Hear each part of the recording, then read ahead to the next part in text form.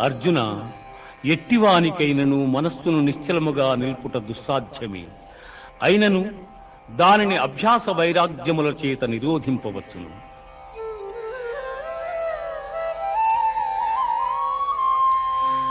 యోగినామపి సర్వేషాం మద్గతేనాంతరాత్మనా శ్రద్ధావాన్ భజతే యో మాం సమే యుక్తతమో మతః.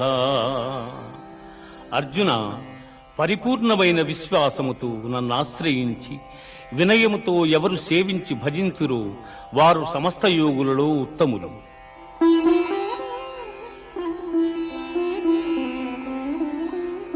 మనుష్యాణాం సహస్రేషు కశ్చిద్యతతి సిద్ధయే యతత